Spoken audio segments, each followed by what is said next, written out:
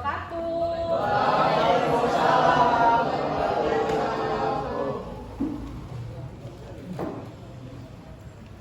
Selamat pagi anak-anak. Gimana kabarnya hari ini? Alhamdulillah. Sudah siap belajar belum? Sudah? Sudah. Ya, sebelum kita belajar, kita cek kerapihan dulu ya. Cek kebersihan. Coba silakan berdiri semua. Coba. Tuh kan, bajunya nggak dimasukin, tolong masukin dulu ya. Bukan dilipat, nah, dimasukkan. Coba mana kukunya, lihat. Ya, bersih ya. Udah rapi, nak? Udah, Bu. Coba kukunya. Ya. Ya, silakan duduk kembali. Doa dulu ya, silakan Wilja pimpin doa.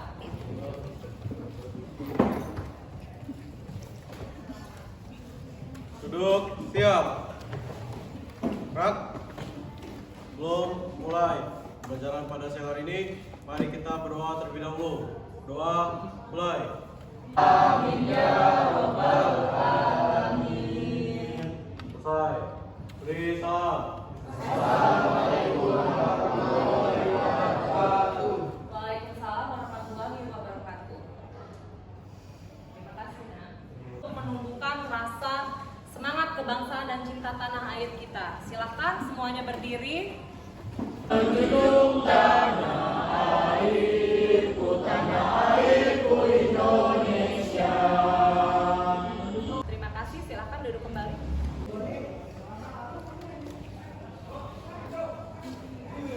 Agus Nurrahman masuk. Hadir, Bu. Cinara Minerva. Hadir, Bu. Ilza Jati Purnama. Hadir. Oke, hadir semua ya. Ya, bagus sekali. Anak, minggu lalu siapa yang masih ingat kita membahas materi apa? Ya, Inta? Kita membahas materi hak dan kewajiban sebagai negara Indonesia, warga negara Indonesia. Iya.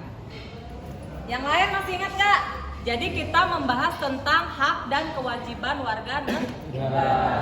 Masih ingat nggak pengertiannya apa? Masih, Bu. Ya, coba. Pengertian hak itu adalah wewenang atau kekuasaan sebagai warga negara Indonesia. Sedangkan kewajiban itu adalah bentuk apa yang harus dilaksanakan sebagai warga negara Indonesia-nya. Adapun contohnya itu misalnya di sekolah sebagai warga negara Indonesia itu sebagai pelajar ya. Haknya itu adalah kayak mendapatkan fasilitas dari sekolah, sedangkan kewajibannya itu belajar. Iya, bagus sekali ya. Tepuk tangan buat kita. Iya. Nah, sebagaimana yang telah kita pelajari di minggu kemarin, Ibu akan mereview lagi deh dari masing-masing anak untuk menempatkan contoh-contoh hak dan kewajiban warga negara. Di sana di papan Ibu sudah menyediakan karton yang mana terdapat hak dan kewajiban warga negara dalam nilai dasar sila-sila Pancasila. Nah, Ibu sudah menyiapkan kartu. Kartu itu berisi tentang contoh-contoh hak dan kewajiban warga negara. Nanti tugas kalian adalah mengambil kartu itu satu-satu, kemudian kalian cocokkan dia berada masuk ke sila keberapa ya? Paham? Oke, gua ambil kartunya ya. Bisa kita mulai dari mana nih? Ini kartunya. Dari mana? Oke. Ya, kamu ya, mulai dari kamu ya. Langsung bergilir ya. Jadi jangan nunggu disuruh, jadi langsung kamu maju, nanti ini ambil ini terus tempelin ke ini. Ya, oke. Silakan maju. Ambil. Dibacain dulu. Tidak memaksakan kehendak pada orang lain. Nah, itu masuk ke sila berapa? 4. Tempelin. Iya, bagus sekali. Nah, seperti itu ya. Oke, yang lain paham kan? Paham. Silakan, Nak.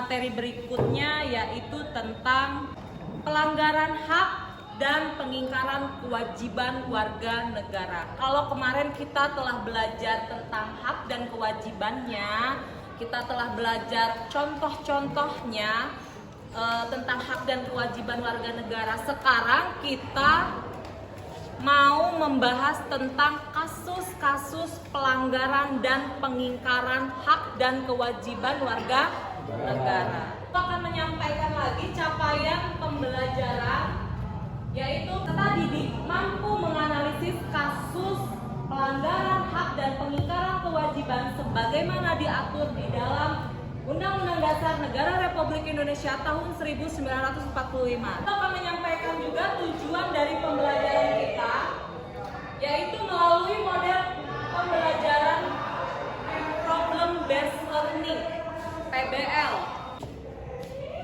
Apa yang menjadi sebab timbulnya pelanggaran hak warga negara? Dan apa saja yang menjadi faktor penyebab terjadinya pelanggaran hak dan pengingkaran kewajiban? Ya, Desi ya.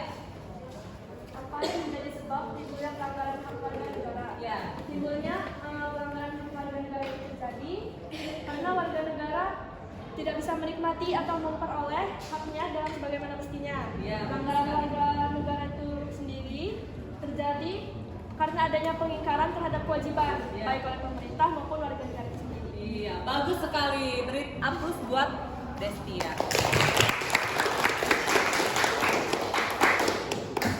Nah, di depan Ibu sajikan tabel kasus-kasus pelanggaran hak dan pengingkaran kewajiban warga negara.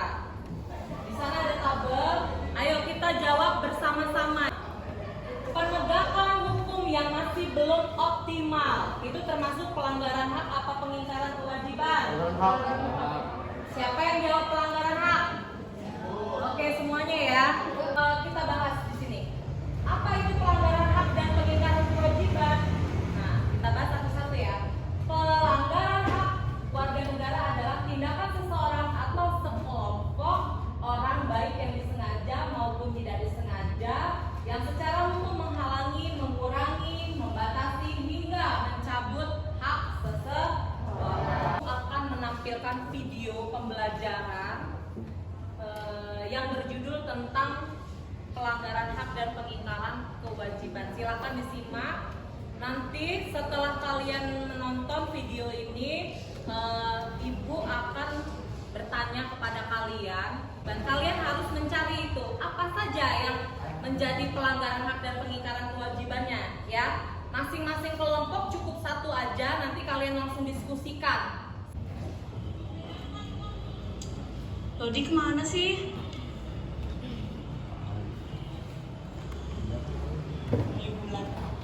Ini dia. Aku mau cerita sesuatu.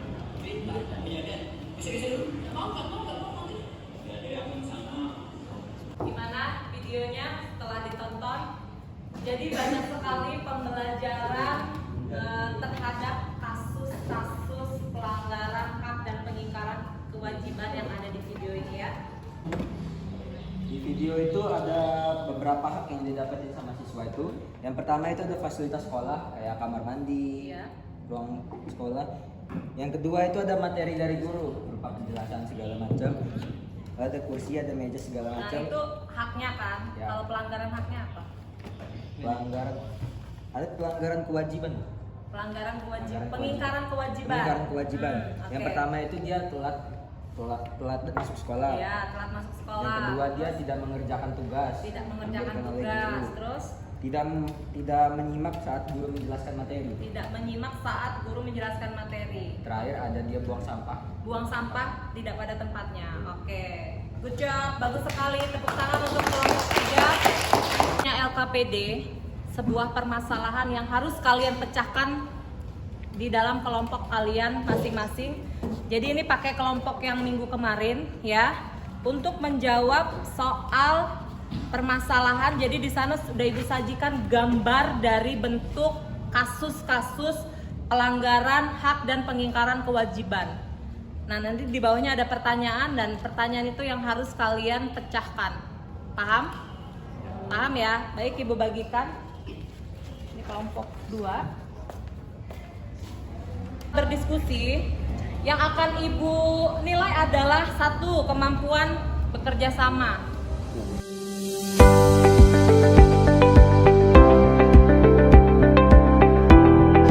Bagaimana anak-anak? Sudah selesai diskusinya? Oke, sebelum kita presentasi, Ibu punya games ya. Tiap kelompok pilih 1 kertas. Di dalamnya Ibu sediakan pertanyaan. Masing-masing silakan ambil. Ambil.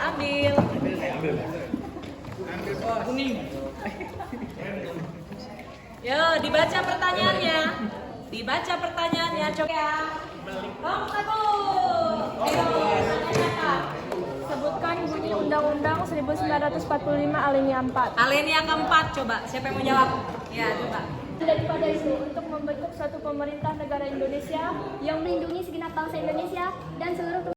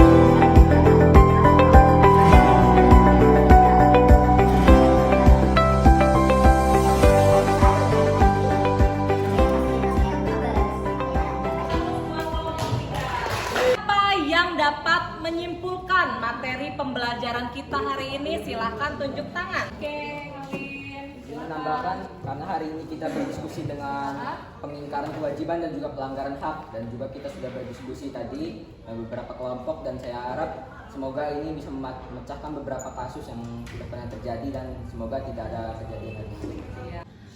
Baiklah anak-anak, berhubung waktunya sudah habis, Ibu akan tutup pembelajaran kita pada hari ini. Minggu depan kita akan bertemu dengan materi yang baru yang berjudul NKRI. Oke? Tapi sebelum kita tutup, Ibu mau mengetahui perasaan kalian ya melalui emoji yang sudah Ibu pasang di papan tulis. Jadi di sana ada emoji keren, menyenangkan, membingungkan, dan membosankan. Sesuai dengan perasaan kalian hari ini, materi yang telah Ibu sampaikan, materi yang kita pelajari hari ini menurut kalian tuh seperti apa? Ibu juga mau tahu sebagai penilaian Ibu ke depannya. Ayo jangan terus.